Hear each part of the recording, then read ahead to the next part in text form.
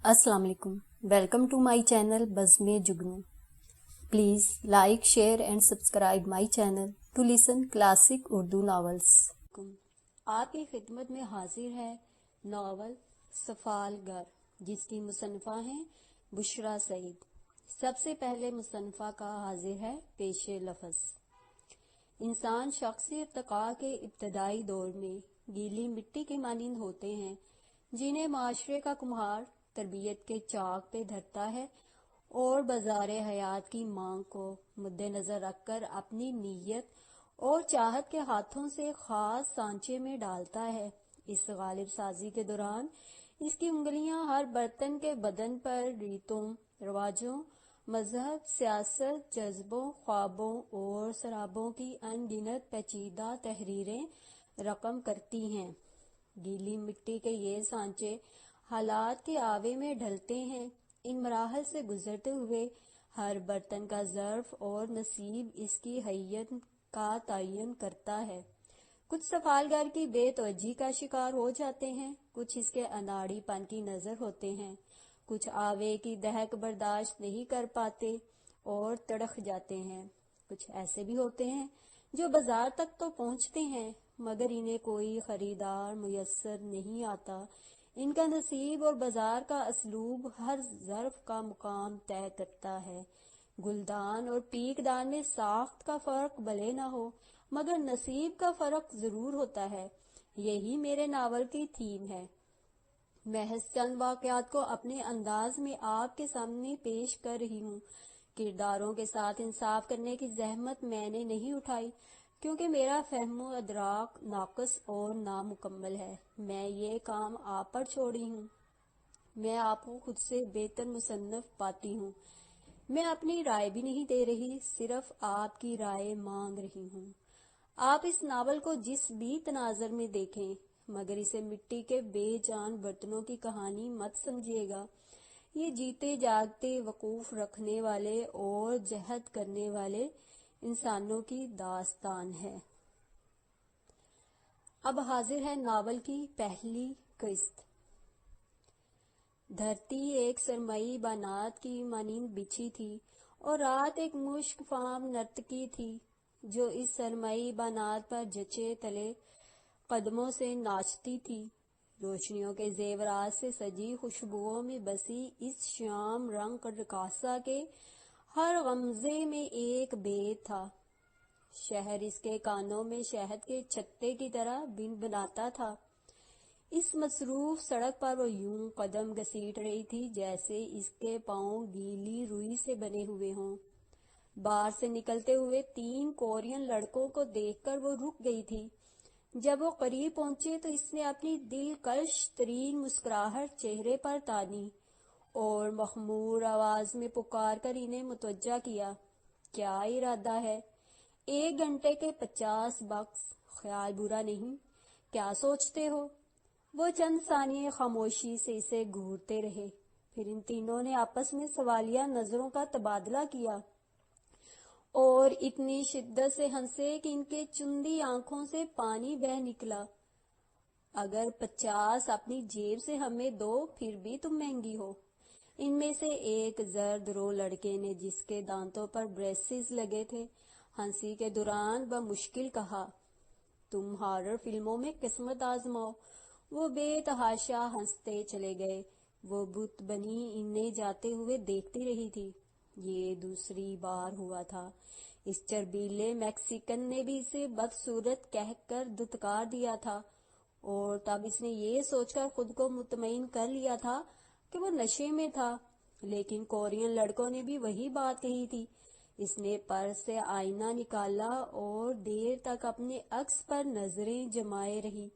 कहीं कुछ गलत नहीं था। वही आंखें, वही होंठ, वैसी ही रंगत। इसके सारे नकोश हमेशा की तरह ही थे। फिर इसके साथ 2 बार ऐसा क्यों हुआ था? क्या इसकी समात इसे धोखा दे रही थी, या शायद वो खुद नशे में थी? मगर किस शय का नशा? इन 5 सिगरेटों का जो पिछले 1 घंटे में इसने फूंक डाले थे। इस पर घबराहट तारी होने लगी। छठा सिगरेट सुलगाकर इसने एक गहरा कश लिया था। کچھ دیر بعد وہ ڈلتی عمر کے ہسپانوی مرد سے مخاطب تھی جو پارکنگ لاٹ سے گاڑی باہر نکال رہا تھا۔ 20 بکس۔ جواب دینے سے پہلے سوچو کہ اس سے کم میں تم کیا خرید سکتے ہو۔ شاید چند ہاٹ ڈاگ۔ کھڑکی سے اندر جھانکتے ہوئے اس نے مسکرانے کی کوشش کی لیکن کامیاب نہیں ہوئی۔ وہ خاموش رہا تھا اور ہاتھ ہلا کر اسے جانے کا اشارہ کیا۔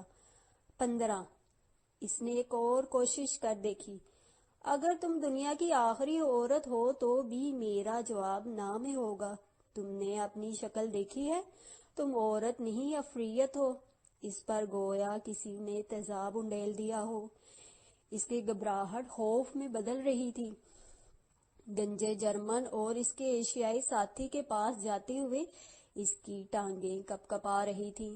10 بکس تم دونوں کے۔ ہیشلش فراڈز۔ جرمن نے اس کے منہ پر تھوک دیا۔ اس نے کیا کہا ہے؟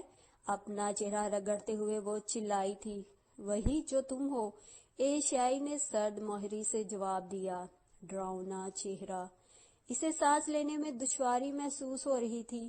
کوئی اس کے کانوں میں ناقوس بجا رہا تھا۔ ہیشلش فراڈز، ڈراؤنا چہرہ، عفریت۔ وہ بھاگتے ہوئے سڑک کے پرلے کنارے پہنچی اور لوگوں کے چہروں کو کھوجنے لگی۔ وہاں ہر نسل، ہر رنگ اور ہر عمر کے مرد تھے مگر اسے ایک بدصورت مرد کی تلاش تھی جس کی شکل اتنی گھناؤنی ہو کہ کوئی عورت پیار کرنا تو کجا ایک نظر ڈالنا بھی گوارا نہ کرتی ہو۔ پھر وہ اسے مل گیا تھا۔ وہ ایک سیاہ فام تھا جس کا ہونٹ نصف سے زائد کٹا ہوا تھا اور اوپری جبڑے کے پیلے دانت دکھائی دیتے تھے۔ اس پر پہلی نظر پڑتے ہی اس کے بدن میں ایک پھریری دوڑ گئی تھی۔ وہ گفٹ شاپ کے دروازے میں کھڑا ونڈ چائمز کو اپنے بھدے ہاتھوں سے دھیرے دھیرے چھیڑ رہا تھا۔ رات کے اس پہر بھی اس نے سیاہ چشمے لگا رکھے تھے۔ تمہارے لیے صرف 5 بکس۔ حروف اس کے تالو سے چمٹ گئے تھے۔ وہ اسے دیکھ کر مسکرایا یا شاید اسے وہم ہوا تھا۔ اس کٹے ہوئے ہونٹ نے ایک ابدی مسکراہٹ اس کے چہرے پر چسپاں کر رکھی تھی۔ ایک بات ایمانداری سے بتاؤں؟ اس نے سانس روک لیا تھا۔ میں نے اتنا خوفناک چہرہ اپنی پوری زندگی میں نہیں دیکھا۔ وہ دوبارہ ونڈ چائم سے کھیلنے لگا تھا۔ وہ کسی کافکائی کابوس میں مبتلا تھی اور اس بھیانک خواب کا کوئی اختتام نہ تھا۔ وہ پاگلوں کی طرح بھاگ کر کاؤنٹر پر پہنچی اور سیلز گرل کا بازو دونوں ہاتھوں میں جکڑ کر چلانے لگی۔ مجھے دیکھو، کیا میں بدصورت ہوں؟ دیکھو میرا چہرہ، کیا تمہیں مجھ سے خوف آ رہا ہے؟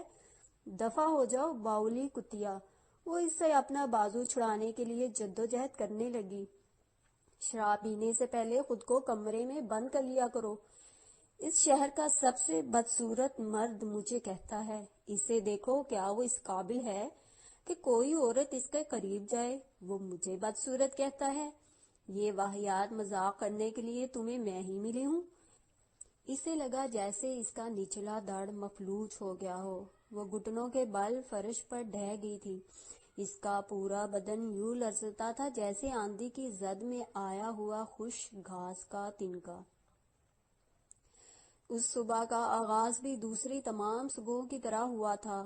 آج بھی اس کی آنکھ الارم کے شور کی بجائے اس ملائم آواز سے کھلی تھی جو روز اس کے کانوں کی لوؤں کو بوسے دے کر اسے نرمی سے جگاتی تھی۔ 24 robbers came back at my door۔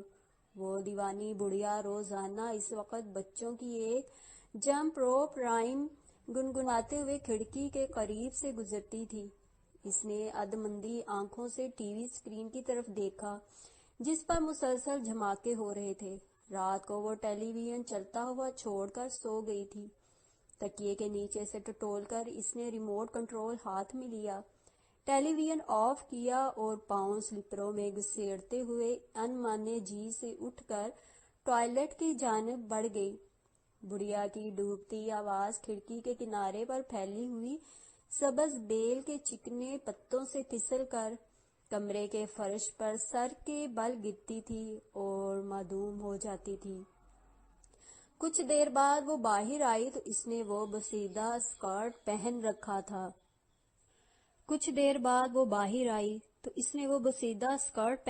تھا جس کا رنگ مسلسل دھلائی اور ہٹیلے دبوں کے باعث ایسا ہو چکا تھا کہ کوئی بھی اس کی اصل رنگت کے بارے میں یقین سے کچھ نہیں کہہ سکتا تھا۔ الجھے بالوں میں الٹی سیدھی انگلیاں چلاتے ہوئے بیڈ کے نیچے سے مٹ میلے بھورے جوتے کا ایک پاؤں برآمد کیا اور دوسرے پاؤں کی تلاش میں دائیں بائیں نگاہ دوڑانے لگی۔ وہ ڈسٹ بن میں پرانے اخباروں کے پلندے تلے ٹھنسا ہوا ملا تھا۔ بائیں پنڈلی کے گرد جوتے کا اسٹریپ لپیٹتے ہوئے اس نے ایک نظر ریسٹ واچ کو دیکھا تھا۔ اسے معمول سے کچھ بڑھ کر دیر ہو چکی تھی، لیکن یہ کوئی تشویش کی بات نہیں تھی۔ اس کے سبھی اساتذہ اس کے دیر سے پہنچنے کے اس قدر عادی ہو چکے تھے کہ کسی دن اگر وہ جلدی کلاس روم میں پہنچ جاتی تو وہ پریشان ہو جاتے۔ یہ اور بات تھی کہ اب تک ایسا دن طلوع نہیں ہوا تھا۔ اب اس کی تیاری کا ایک ہی مرحلہ باقی تھا جو سب سے کٹھن بھی تھا۔ اسے یاد کرنا تھا کہ کل اسکول سے واپس آ کر اس نے اپنی سائیکل کہاں پھینکی تھی۔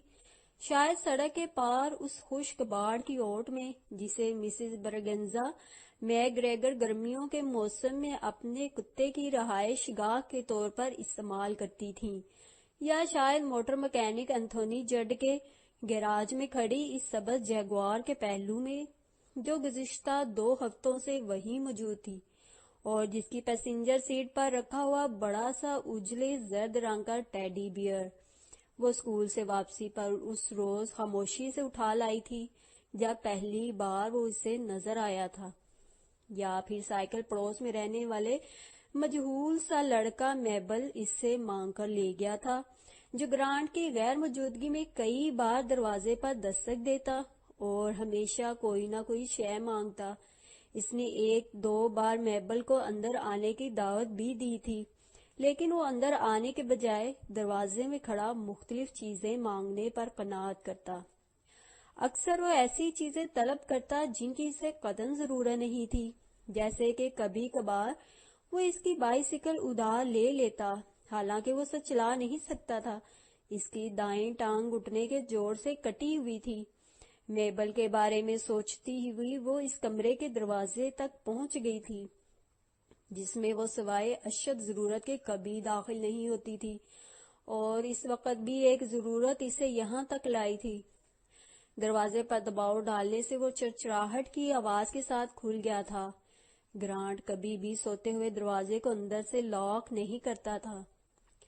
وہ فرش پر اوندا لیٹا تھا اور اس کے چاروں طرف خاکستری قالین پر سگریٹوں کے ادھ جلے ٹوٹے، ایک ٹوٹی ہوئی بوتل کا کانچ اور بے شمار کاغذ، کچھ ادھ لکھے، کچھ بالکل کورے مسلے ہوئے کاغذ بکھرے پڑے تھے۔ اس نے ایک نسبتاً کم جلا ہوا سگریٹ کا ٹکڑا ہونٹوں میں دبایا اور گرانٹ کے پھیلے ہوئے ہاتھ تلے دبا لائٹر 2 انگلیوں کی مدد سے نہایت احتیاط کے ساتھ کھسکا کر قریب کیا۔ وہ فرش پر گھٹنے ٹکا کر چند لمحے کڑوا دھواں حلق سے نیچے دھکیلتی رہی تھی، پھر اس نے بجھے ہوئے آتش دان کے قریب پڑی ہوئی واڈکا کی بوتل اٹھائی تھی جس میں چند گھونٹ باقی تھے۔ ایک جرعہ، ایک سانس اور حلق سے معدے تک دہکتی ہوئی تلخی۔ خالی بوتل واپس اسی جگہ رکھ کر سگریٹ کا ٹکڑا آتش دان کی بجھی ہوئی راکھ میں اچھالا اور گربا پائی سے چل کر باہر آ گئی۔ گرانٹ اب تک ویسے ہی بے سدھ پڑا تھا۔ سڑک کے کنارے مگنولیا کے پیڑ سے ٹیک لگائے میبل اور سائیکل دونوں موجود تھے۔ میبل اس پر نگاہ پڑتے ہی بانچھیں پھیلا کر ہنسنے لگا تھا۔ اس کی آنکھوں میں کیچ بھری تھی اور موٹے ہونٹوں پر سفید پپڑیاں تھیں۔ شاید وہ بستر سے نکلتے ہی اس کا انتظار کرنے یہاں آ گیا تھا۔ وہ قریب پہنچی تو اس نے پہلے سے پھیلے ہوئے ہونٹوں کو کچھ اور پھیلا دیا۔ گرانٹ کی عجلت بھری پکار پر وہ رک کر مڑی تھی۔ وہ سوجن زدہ آنکھوں، سرخ ناک اور ننگے پیروں کے ساتھ ہاتھ میں ایک لفافہ اور کچھ ریزگاری کے لیے تیز تیز قدم اٹھاتا اس کی طرف آ رہا تھا۔ اسکول سے واپسی پر پوسٹ آفس چلی جانا۔ لفافہ اسے تھماتے ہوئے گرانٹ کی انگلیاں اس کی ہتھیلی سے مس ہوئی تھیں۔ گرانٹ کا ہاتھ حرارت سے جھلس رہا تھا۔ لاپرواہی مت کرنا، تم اکثر بھول جاتی ہو۔ وہ خاموشی سے اس کے پاؤں کے انگوٹھے سے رستے خون کو دیکھ رہی تھی۔ شاید کانچ کا کوئی ٹکڑا اسے چبھ گیا تھا۔ گروسری اسٹور سے کچھ تازہ سبزیاں، اوکرا، پارسنپ، اور اس پر کھانسی کا دورہ پڑ گیا۔ وہ پچھلے چند ہفتوں سے اسے ایسے ہی کھانستے، بلغم تھوکتے، بخار میں جلتے دیکھ رہی تھی۔ ہر دم اس کے ماتھے اور اوپری ہونٹ پر پسینے کی ننھی ننھی بوندیں چمکتی دکھائی دیتی اور چہرہ کسی اندیکھی آگ کی حدت سے دہکتا رہتا۔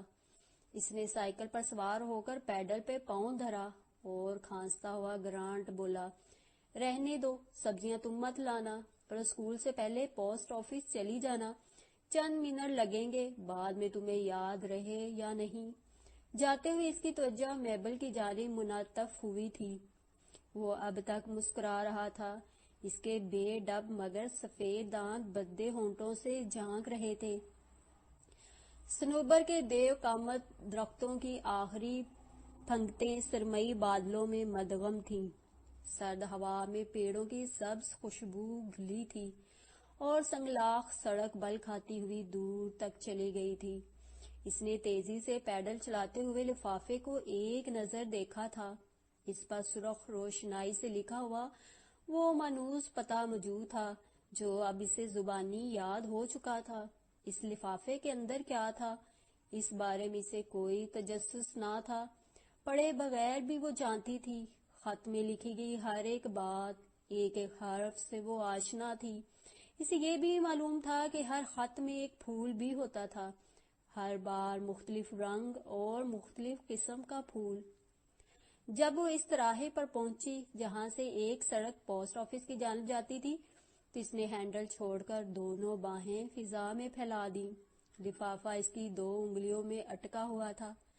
پھر ایک طویل سانس لیتے ہوئے اس نے انگلیاں کھول دی اور لفافے کو ہوا کے سپرد کر دیا تھا۔ ممٹی پر سے دھوپ سرک کر آنگن میں اتر آئی تھی اور وہ کل پوٹیا کبوتر جو دوپہر سے ممٹی پر سر نواڑے بیٹھا ہوا تھا، اب کسل مندی سے اڑتا ہوا مسجد کے سنہری کلش کے گرد چکریاں کاٹ رہا تھا۔ وہ اس کے چکر گننے لگا لیکن چند ہی لمحوں میں بیزار ہو گیا۔ اسے سمجھ میں نہیں آ رہا تھا کہ اس کے چکر کے آغاز اور اختتام میں تمیز کیسے کرے۔ وہ ایک بار پھر بقائن کی اس شاخ کی جانب متوجہ ہو گیا۔ سفید پروانوں ایسی کلیاں جن کے مکھ پر ارغوانی بندکیاں تھیں۔ وہ پھولوں کو گن گن کر توڑتا رہا مگر یہ کھیل بھی اس کے دل کو بھا نہیں رہا تھا۔ اس کا دھیان بار بار حکیم بیگم کی طرف بھٹکتا اور وہ گنتی بھول جاتا۔ وہ اسکول سے واپس آیا تھا تو وہ چبوترے کی لپائی کر رہی تھی اور اب تک وہ اسی کام میں جٹی تھی۔ چبوترا تقریباً مکمل ہو چکا تھا اور حکیم بیگم اب تگاری کے کنارے پر کہگل سے لتھڑے ہاتھ ٹکائے ہانپ رہی تھی۔ بالوں کی چند سفید لٹیں چادر سے نکل کر اس کے دھوپ جلے چہرے سے چمٹی تھیں، پسینے کی دار کنپٹیوں سے کانوں کی لوؤں پر گرتی اور پیشانی سے ناک کی پھنگ پر پھسلتی۔ دھوپ کے تمازر سے سرخ آنکھیں جب بھی اسے دیکھتی اس کے دل کی دھڑکن تیز ہو جاتی۔ کہیں بیجی کو پتہ نہ چل جائے۔ اسے بقائن کے شگوفوں کی گنتی بھول جاتی۔ اس کا دل اتنی اونچی آواز میں دھڑک رہا تھا کہ اسے پورا یقین تھا اگر وہ حکیم بیگم کے قریب سے ایک دفعہ بھی گزر گیا تو وہ آواز اسے سنائی دے جائے گی۔ اس نے بقائن کی شاخ کو دور اچھال کر مسجد کے گنبد کو دیکھا۔ اب وہ کبوتر وہاں نہیں تھا۔ سنہری کلش دھوپ میں ایسے چمکتا کہ اس پر نظر ٹکانا مشکل تھا۔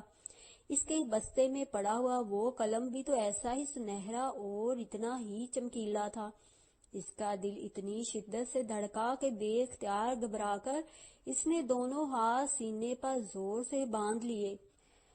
حکیم بیگم ہاتھ میں بدنہ لیے آب گیر پر چہرہ جھکائے پانی کے چھپاکوں سے بالوں اور پیشانی پر لگی مٹی دھو رہی تھی۔ اس کی چادر اور قمیض کی آستینوں پر بھی کیچڑ لگی تھی۔ کاکا आके करवा ही पकड़ ले। तूने अज सारी धुप सर में वसाई है। जे बीमार हो गया ते मेरी ते तू एक नहीं सुनदा। वो ढीले कदमों से चलकर जब ताजा लिपे हुए चबूतरे के करीब पहुंचा तो इसका जी मचला और वो जिस्त लगाकर इसे फलांगने लगा, मगर इसे अंदाजा लगाने में गलती हुई थी। चबूतरा इसकी इस्ताअत से ज्यादा चौड़ा था। नतीजतन इसके दोनों पांव नरम गीली मिट्टी में धंस गए थे। गंदा चौड़ा। हकीम बेगम ने कहरमान आंखों से इसे देखा। इसे जब बहुत गुस्सा आता था तो वो यही 2 गालियां देती थी। इसके सिवा इसे कोई गाली आती ही नहीं थी। शर्म के मारी इसकी नजरें गारे में खुबे अपने पैरों पर जम गईं। हकीम बेगम की जानिब देखने की हिम्मत नहीं पड़ रही थी। मैंने तेरा क्या बुरा किया है? क्यों मुझ नुमानी नाल दुश्मनी करता है? सारी दोपहर तेरे सामने मैं इस चौंतरे के वास्ते क्लिपती रही। तुझे बुरा तरस नहीं आया मेरी बुढ़ी जान पर? वो हनूज सर झुकाए चबूतरे की गीली सतह में धंसा हुआ खड़ा रहा। वो इसके करीब आई और इसका बाजू अपने कांपते हुए हाथ में लेकर इसे चबूतरे से उतार लिया। मेरा दिल करता था बेजी। इसे बड़ी सोच विचार के बाद ये ठोस वजह सूझी थी। जी करदा है तेरे दिल नूं सोखले मारूं। सारे भैड़े कम करने नूं करदा है तेरा दिल। चल हुण पैर धो ले। मैंने भी नहीं ठीक करना चौंतरा। तुझे नहीं चाहिदा ते मुझे भी नहीं चाहिदा। गीली मिट्टी दा निशान है, आपे पक्का हो जाएगा। फिर जे कोई पूछे ते आखी दिल करदा था मेरा। हकीम बेगम ने नाराजी से कहा और इसके पांव दुलाने लगी। वो खामोशी से चबूतरे पर खुबे हुए अपने पैरों के नकोश देखता रहा। कोई और वक्त होता तो वो 100 तरह की बातों से हकीम बेगम का दिल बहला देता। स्कूल के लतीफे सुनाकर, हम जमात लड़कों की शरारतें और गुस्से में डांट डपट करते हुए मास्टर जी की नकल उतारकर इसे हंसा लेता। मगर आज हंसना बोलना तो कुजा, इसके साथ एक एक पल बिताना कठिन था। अगर बातों के दौरान वो बात मेरी जुबान से फिसल गई तो इसने फैसला किया था कि अशद जरूरत के सिवा हकीम बेगम से कोई बात नहीं करेगा। इसके पैरों पर आखिरी बार पानी बहाकर हकीम बेगम ने इसकी कमीज का दामन पकड़कर जरा सा खींचा था। तूने वो देखा? पता नहीं क्या है। वो आंगन के नुक्कड़ में लगे अनार के बूटे की जानब इशारा करती हुई उठी। इसने भी हकीम बेगम की नजरों का ताकुब किया था और गुलाबी शगुफों से लदे अनार के बूटे के करीब जमीन पर पड़ी चमकीली शय को देखकर इसका सांस हलक में अटक गया था। वो वहां कैसे पहुंच गया था? इसने तो बस्ते को छोटी कोठड़ी में खेसों के नीचे छुपा कर रखा था। फिर इसे याद आया था कि स्कूल से आकर सेहन में कदम धरते ही वो बड़ी सी जर्द तितरी के पीछे भागता हुआ अनार के बूटे तक गया था और तब बस्ता इसकी बगल में दबा था और शायद कलम इस सुराख में से फिसल कर गिर गया था, जिसे रफू करने के लिए कल हकीम बेगम चाचे सदीक की हट्टी से पक्के धागे वाली नलकी खरीद कर लाई थी। वो अब इस शय को हाथ में लेकर इसकी जाने मुस्तस्फराना नजरों से देख रही थी। इसने थूक निगल कर गले को तर किया और लर्जती आवाज में बोला, मास्टर जी का है, मेज पर पड़ा रह गया। मैंने सोचा कल वापस कर दूंगा। सच्ची मैंने चोरी नहीं किया, मैं कर दूंगा वापस ईमान से। वो चंद लम्हे वहीं खड़ी से देखती रही, फिर आस्तगी से चलती हुई आई और अपना हाथ इसके सामने फैला दिया। वो बेयकीनी से इसकी हथेली पर धरी अजार बंद डालने वाली सुनहरे रंग की तीली को देखने लगा, जो शायद कोई कौवा इनके सेहन में गिरा गया था। पसीने की बूंदें इसकी गर्दन की पुश्त से कमर पर रेंगने लगी थीं। बस्ता किधर है तेरा? हकीम बेगम ने धीमी आवाज में पूछा। जवाबन इसने सरगोशी में बताया था और वहीं धूप से झुलसे फर्श पर बैठ गया था। इसका जी चाह रहा था कि खुले दरवाजे से बाहर भाग जाए, मगर वो बैठा रहा और हकीम बेगम के कोठड़ी से निकलने का इंतजार करता रहा। इसके दिल में अल्लाह से शिकायत पैदा हुई, तू मुझसे प्यार नहीं करता, इसीलिए मेरे ऐब को नहीं छुपाया। लोग इतने बुरे काम करते हैं, तूने इनको कभी नहीं पकड़वाया। परसों उफी ने आसफ की कापी चुराकर पहला वर्का फाड़ दिया। اور اپنا نام لکھ کر کاپی چھپا دی۔ ماسٹر جی نے سارے بستوں کی تلاشی لی، سارا کمرہ چھان مارا، پر ان کا دھیان اپنی میز کی دراز کی طرف نہیں گیا۔ اٹھی کھڑا ہنستا رہا۔ تو نے اس کا پردہ رکھ لیا تو میرا کیوں نہیں؟ وہ تو نماز بھی نہیں پڑھتا اور اپنے ابے کا کہنا بھی نہیں مانتا، تجھے اس سے زیادہ پیار ہے نا؟ حکیم بیگم نے چند لمحوں بعد اس کے بستے سے وہ قلم برآمد کر لیا تھا، مگر وہ منہ سے کچھ نہیں بولی تھی۔ اس کی چپ سے عمر کا دل ڈوبتا تھا۔ حکیم بیگم نے بازو سے پکڑ کر اسے زمین سے اٹھایا اور بولی، چل وضو کریے۔ اس نے پوچھنا چاہا کہ عصر کی اذان ہونے میں ابھی تو بہت وقت باقی تھا، پھر وضو کس لیے، مگر اپنی موجودہ حیثیت کو مد نظر رکھ کر خاموش رہا۔ وضو کرتے ہوئے اس نے ڈرتے ڈرتے حکیم بیگم کی جانب نظر اٹھائی اور سر ترین آواز میں منمنایا، میرا دل کرتا تھا۔ حکیم بیگم نے ہونٹوں پہ انگلی دھر کے اسے خاموش رہنے کا اشارہ کیا تھا۔ وہ ہمیشہ وضو کے دوران باتیں کرنے سے منع کرتی تھی۔ اس کے بعد وہ چپ چاپ وضو کرتا رہا، مگر جیسے ہی کلمہ شہادت پڑھ کر حکیم بیگم نے چادر کو سر اور کندھوں پر پھیلایا، وہ پھر بولنے لگا، اس نے میری دونوں تلیوں پر توت کی 5 چمکیں ماری اور مجھے گالی بھی دی۔ وہ بہت بری بات تھی، میں بتا نہیں سکتا۔ یہ بات اس نے حکیم بیگم کے دل میں تجسس ابھارنے کے لیے کہی تھی۔ اسے یقین تھا کہ ایک بار وہ بات اس نے سن لی تو اس کی ہم خیال بن جائے گی اور ماسٹر جی کا قلم اٹھانے والی حرکت کو بالکل برا نہیں جانے گی، مگر وہ کچھ پوچھنے پر آمادہ نظر نہ آتی تھی۔ اب وہ شہادت کی انگلی سے اس کے گرد زمین پر ایک مدھم لکیر پر مبنی دائرہ کھینچ رہی تھی۔ اس نے مجھے، وہ ایک لمحے کو ہچکچایا، کیمو کمیاری کا بچہ اور حرامزادہ کہا۔ وہ روز ہی مجھے ساری جماعت کے سامنے حرامی کہہ کر بلاتا ہے۔ وہ اب بھی ٹس سے مس نہ ہوئی۔ دائرہ مکمل کرنے کے بعد اس نے جھکا ہوا سر اٹھایا اور تعوذ پڑھنے لگی، میرے پیچھے پیچھے پڑھ۔ وہ حیران ہو کر چند لمحے اس کا چہرہ دیکھتا رہا تھا اور پھر پڑھنے لگا۔ تسمیہ پڑھنے کے بعد اس نے سورۃ فلق اور سورۃ ناس کی تلاوت کی تھی۔ وہ ساتھ ساتھ دہراتا رہا، مگر اس ساری کارروائی کا مقصد اسے بالکل سمجھ نہیں آ رہا تھا۔ پھر اس نے دعا کے لیے ہاتھ اٹھا دیے تھے۔ وہ نہایت جذب سے کچھ مانگ رہی تھی، لیکن الفاظ عمر کے کانوں تک نہ پہنچتے تھے۔ میں نے تیرے دوالے نور کا گہرا کر دیا ہے، انشاءاللہ اب تو چوری نہیں کرے گا۔ یہ دل بڑا چندرا ہوتا ہے بیبا، اس کی ہر بات مان لیں تے یہ گل وچ کتے والا پٹا ڈال کر اپنے پیچھے بگاتا ہے، جیب لٹک آتی ہے، ڈیلے پھٹ پڑتے ہیں، پر اس ڈاڈے دی من مرضی پھر بھی پوری نہیں ہوتی۔ تجھے اس بات کا بڑا ڈر تھا کہ بے جی نوں پتہ نہ لگ جائے، پر اللہ سے ڈر نہیں لگا جس نوں۔ تیرا کوئی کام نہیں چھپ سکدا۔ اگلی بار جد تیرا دل کوئی پٹھی مت دے تے یاد رکھیں کہ اللہ تجھے ہر ویلے دیکھتا ہے۔ اس سے شرم کرنا سیکھ۔ بندوں کے سامنے کچیائی دا کی فائدہ؟ یہ تو آپ بڑے بیچارے ہیں، تیرا کی بگاڑیں گے؟ وہ سر جھکائے سنتا رہا، پھر لجاجت سے بولا، مارے گا اللہ اب، مجھے آگ میں ڈالے گا، میں نے چوری جو کی ہے، وہ تو بہت ناراض ہوگا۔ حکیم بیگم نے اس کے سر پر ہاتھ پھیرتے ہوئے ایک طویل سانس بھری۔ تو معافی مانگ لے، اسے پتا ہے کہ تو شرمسار ہے، اور ایک بات بتاؤں تجھے؟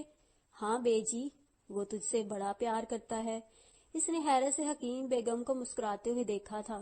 اس نے تیری چوری پکڑوا دی، جے مجھے پتا ہی نہ لگدا اور تو پکا چور بن جاندا۔ پھر پیار دے 100 طریقے ہوتے ہیں، اور اس دا انداز سب تو نوکلا ہے۔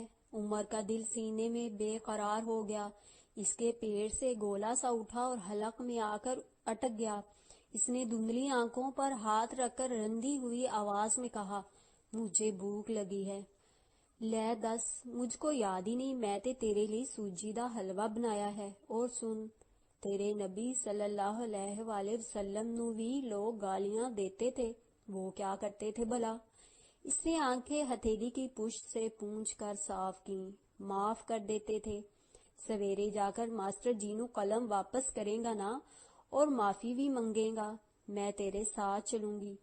کروں گا پر مجھے حلوہ تو دے, بھوک سے جان نکل رہی ہے, وہ شدت سے روتے ہوئے بولا تھا. حکیم بیگم اس کا سر گود میں لے کر بہت دیر تک تسلی دیتی رہی تھی. اگلی صبح جب وہ فجر کی نماز پڑھنے کے لیے صحن میں آیا تو کچھ خیال آنے پر چبوترے کی طرف آ نکلا. اس کے پاؤں کے نقش اب پختہ ہو چکے تھے. اگر بیجی اتنا غصہ نہ کرتی اور اسی وقت دوبارہ لپائی کر دیتی تو چونترا اتنا خراب تو نہ بنتا. اس نے کھبے ہوئے پنجوں کی انگلیوں کو پوروں سے چھوتے ہوئے تعصب سے سوچا تھا. صبح کی سروس میں شرکت کرنے کے بعد وہ کیتھیڈرل کے مرکزی دروازے سے باہر نکلی تو آسمان پر بادلوں کے دھبے بکھر رہے تھے. ہوا کی خوشگوار ٹھنڈک کو محسوس کرتے ہوئے وہ پارک کی سنگلاخ روش پر بے مقصد ٹہلنے لگی. چھٹی کا دن تھا مگر ابتدائی پہر ہونے کے باعث اکا دکا لوگ ہی پارک میں دکھائی دیتے تھے, جن میں سے اکثریت ایک گوشے میں تعمیر کردہ مصنوعی جھیل کے گرد جمع تھی. جھیل میں تیرتے بطخوں کے غول کی جانب ڈبل روٹی کے ٹکڑے اور بھنی ہوئی مکئی اچھالتے ہوئے بچے اور بڑے یکساں طور پر حلق سے پرجوش بے معنی آوازیں پیدا کر رہے تھے.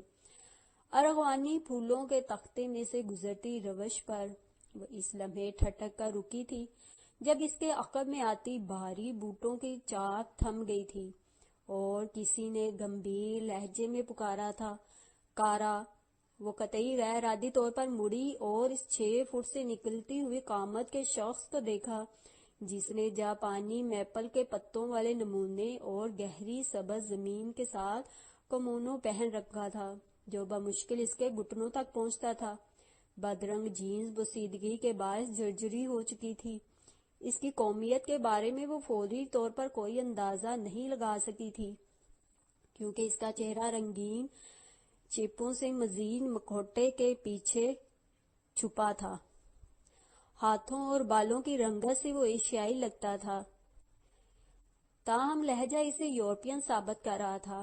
اس کے دائیں ہاتھ میں کاسنی رنگت کا پھول تھا اور کسی سنگ تراش کے شاہکار جیسا وہ ہاتھ اس لمحے اس کی جانب بڑھا ہوا تھا. وہ کئی ثانیے اس کے ہاتھوں کو پلکیں جھپکائے بنا گھورتی رہی. اس نے اتنے بڑے ہاتھ آج سے پہلے کبھی نہیں دیکھے تھے. کارا میا وینی الپارکو دی دومانی. بولتے ہوئے وہ اس قدر قریب آ گیا تھا کہ اس کی سانسوں کی حدت اور وجود کی مردانہ باز کو تن سے لپٹتا محسوس کر کے وہ اپنے آپ میں سمٹ گئی. الفاظ کا مفہوم وہ نہیں جان سکی تھی. جانے وہ کون سی زبان تھی, شاید اطالوی, کیونکہ اتنا اسے معلوم تھا کہ کارا اطالوی زبان میں کسی عورت کو پیار سے مخاطب کرنے کے لیے کہا جاتا ہے. لیکن وہ اسے کیوں مخاطب کر رہا تھا اور وہ تھا کون؟ اس نے دل کی دھڑکن کو کانوں میں گونجتے ہوئے سنا. خدا جانے کس جذبے کے ہاتھوں پسپا ہو کر اس نے وہ پھول لے لیا تھا.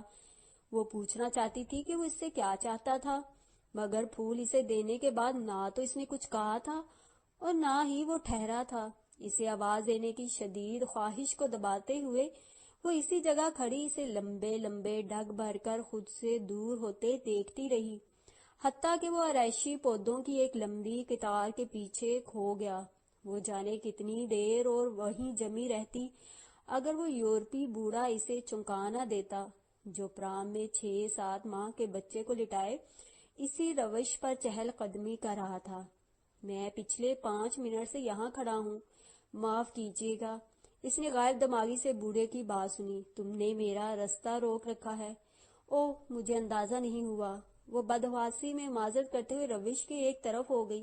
میں بہت شرمندہ ہوں. بوڑھے نے سر کو خفیف سی جنبش دی اور پرام دھکیلتا اس کے قریب سے گزر گیا. چند قدم آگے جا کر اس نے گردن موڑی اور مسکرایا. تم اسے کل پارک میں ملو گی نا؟ اس کی طرف سے جواب کا انتظار کیے بنا وہ بوڑھا ہاتھ ہلا کر رخصت ہو گیا تھا. وہ چند لمحے وہی ٹھہر کر کچھ سوچتی رہی, پھر پیڑ تلے نصب چوبی بنچ کی جانب بڑھ گئی. بینچ پر بیٹھ کر اس نے وہ ریشمی محاف کھولا جس نے اس کے بالوں کو سمیٹ رکھا تھا. مخملی پتیوں والی کاسنی پھول کو اس نے مباف میں احتیاط سے لپیٹ کر ہینڈ بیگ میں رکھا اور بالوں کو انگلیوں سے سلجھاتے ہوئے سوچا، میں اسے پہچانوں گی کیسے؟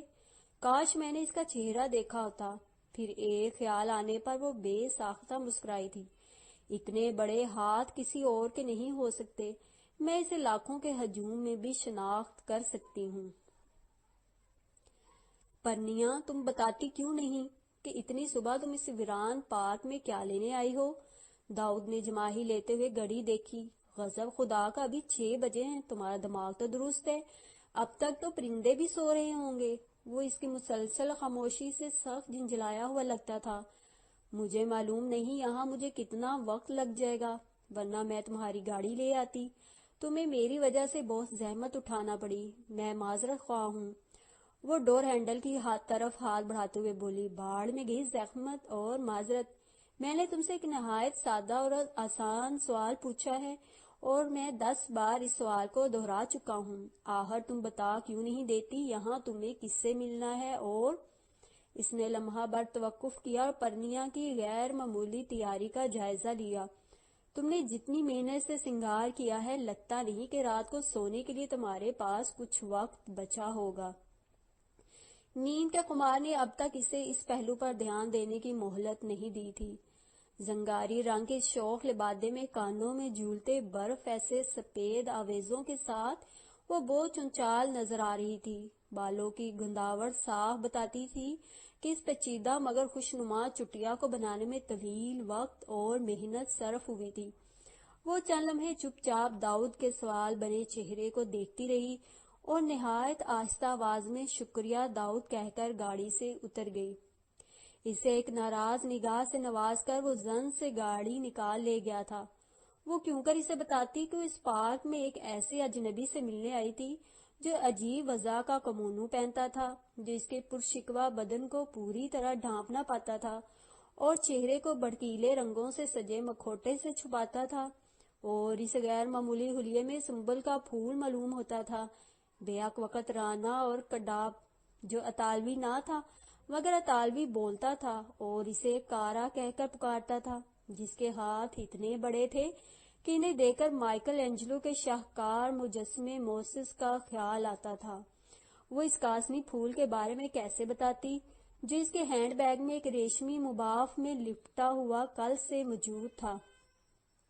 وہ یہ ساری باتیں داؤد کو کیسے سمجھا سکتی تھی؟ پارک میں دم سادے خاموش درختوں، کسی کینچوے کی مانند رینگتی سرد ہوا، مصنوعی جھیل میں رک رک کر تیرتی ہوئی بطخوں اور پیڑوں کی شاخوں میں پھدکتی چند گوریاؤں کے علاوہ صفائی کرنے والے عملے کے افراد اور صبح کی سیر کو آئے ہوئے 2 بوڑھے تھے۔ وہ آہستگی سے چلتی ہوئی اس چوبی بینچ کی جانب بڑھی جو سنگی روش کے قریب ریٹھے کے پیڑ تلے بچھا تھا۔ ہوا نہایت دھیمی رفتار سے بہتی تھی اور اس کی خنکی دھیرے دھیرے بدن کو چھوتی تھی۔ وہ بینچ پر قدرے سکڑ کر بیٹھ گئی اور بیگ سے ایک رسالہ نکال کر سامنے پھیلا لیا۔ کچھ دیر وہ ایک مقالے کو پڑھنے کی سر توڑ کوشش کرتی رہی، مگر لکھاری نے جانے کون سی زبان استعمال کی تھی۔ الفاظ اس کی آنکھوں کے لیے قطعی نامانوس تھے۔ خاصی دیر تک وہ یہی اخذ نہ کر سکی کہ مقالہ کس موضوع پر تھا۔ ہر 2 سطروں کے بعد اس کی نظریں پارک کے داخلی راستوں میں بھٹکنے لگتیں۔ 7 بج گئے۔ آسمان کی ملجگی سیاہی اجلی نیلاہٹ میں تبدیل ہو رہی تھی۔ اس نے گردن اٹھا کر ریٹھے کے پیڑ کو دیکھا۔ پھولوں کے جھرمٹ یوں دکھائی دیتے تھے جیسے گلابی تتلیوں کے غول ریٹھے کی ڈالیوں پر اترے ہوں اور کسی سحر کے اثر سے وہی منجمد ہو گئے ہوں۔ اس کے عین اوپر ایک خمیدہ شاخ پر سرخ سینے والی روبن چڑیا بیٹھی تھی۔ اس نے روبن چڑیا کے بارے میں بہت سی دیومالائی داستانیں سن رکھی تھیں۔ اس نے انہیں یاد کرنے کی کوشش کی مگر ایک بھی دیومالا اس کے ذہن میں نہ آ سکی۔ ہاں، روبن چڑیا کے سینے کے سرخ پروں کو دیکھتے ہوئے ایک رنگین مکھوٹا اس کی نظروں میں مرتسم ہونے لگا تھا، اور اس مکھوٹے میں روبن چڑیا کے سینے کا رنگ خاص طور پر نمایاں تھا۔ 8 بجے تک کوئی بھی پارک نہیں آیا تھا اور صفائی والا عملہ جا چکا تھا۔ جبکہ وہ دونوں بوڑھے اب قلعہ کی کیاری کے قریب بیٹھے خوش گپیوں میں محو تھے۔ وہ اٹھ کر ٹہلنے لگی تھی۔ 9 بجے تک اسے یہاں آنے پر افسوس ہونے لگا تھا اور 10 بجنے سے قبل وہ بینچ پر گھٹنوں میں سر دیے بے خبر سو رہی تھی۔ جانے وہ بینچ کی جانب بھاگ کر آتے ہوئے بچوں کے شور سے جاگی تھی یا اس جوانی کے لوچ میں بھیگے نسوانی قہقہے سے جو عقب میں بلند ہوا تھا۔ گلابی رنگت کی چند تتلیاں اس کی گود میں اتر آئی تھیں اور ایک تتلی اس کی چٹیا سے آزاد ہونے والی لٹ میں الجھے ہلکورے لے رہی تھی۔ کارا میاں، وہ ایک جھٹکے سے اٹھی، مڑ کر آواز کی سمت دیکھا اور ساکت ہو گئی۔ وہ نسوانی قہقہا ایک بار پھر اٹھا اور اس قہقہے کا رنگ گلابی تھا۔ سنہری ریشم کے لچھوں جیسے بالوں والی وہ دبلی پتلی لڑکی قاسمی پھول کی مخملی پتیوں کو ہونٹوں سے لگائے مسلسل ہنس رہی تھی۔ آج بھی وہ اسی حلیے میں تھا اور اپنی بلند قامت کے ساتھ اس بے حد شوخ اور ناکافی کمونو اور دھوپ میں چمکتے بھڑکدار رنگوں والے مکھوٹے میں کسی پگوڈا کی مانند نظر آتا تھا۔ مان اس نے پگوڈا کو اپنی جگہ سے سرکتے دیکھا۔ وہ اس کے قدموں پر قدم رکھتے ہوئے چلنے لگی۔ دوپہر ہونے تک اس نے 4 نوجوان لڑکیوں کو پھول دیے اور وہ ایک مخصوص فقرہ کہا جو کل صبح سے پرنیا کے کانوں میں ایسے سنسناتا تھا جیسے وہ صدیوں سے سنتی آ رہی ہو۔ ان میں سے ایک اداس کھوئی ہوئی سی لڑکی نے پھول نہیں لیا تھا اور اسے گالی دی تھی، مگر جواباً وہ کچھ نہیں بولا تھا اور نئی منزل کی تلاش میں سرگرداں ہو گیا تھا۔ جب تھکن اس کے متحرک قدموں کو بوجھل بنانے لگی اور پرنیا کو یقین ہو گیا کہ اس کے پاس موجود تمام قاسمی پھول ختم ہو چکے تھے تو نرم گھاس پر سہج سہج پاؤں دھرتی اس کے قریب چلی آئی۔